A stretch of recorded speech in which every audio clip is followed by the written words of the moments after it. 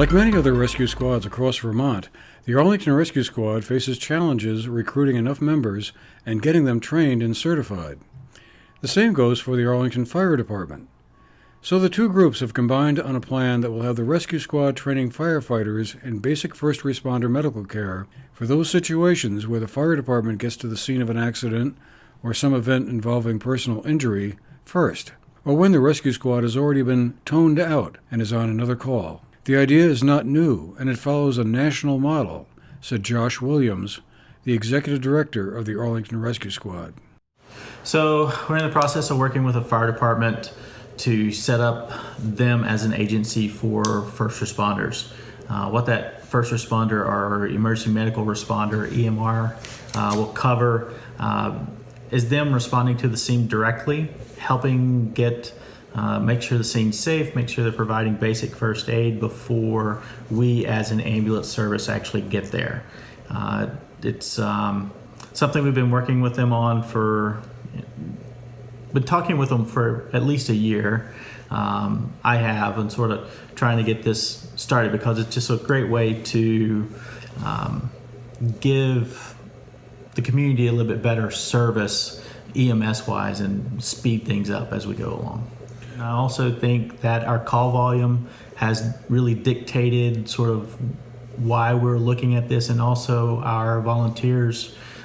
People aren't popping out of the woodwork anymore to volunteer for things, so we're becoming very creative on how we're going to cover our community, both from an EMS standpoint and just providing medical services and trying to get more people involved. So last year we responded to right at 601 calls for last year, and the year before that we were at 499. So our call volume has increased almost by 23% over last year.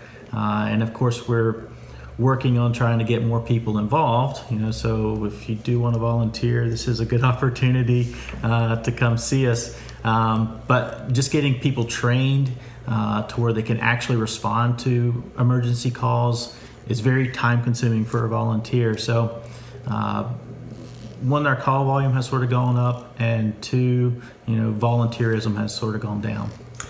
They are also planning an open house on April 29th to introduce the squad to local students to see if they can interest them at an early age. They'll be creating an Explorer post, as in scouting, to train students from the 9th grade through age 20 in leadership and other skills central to the Rescue Squad's mission.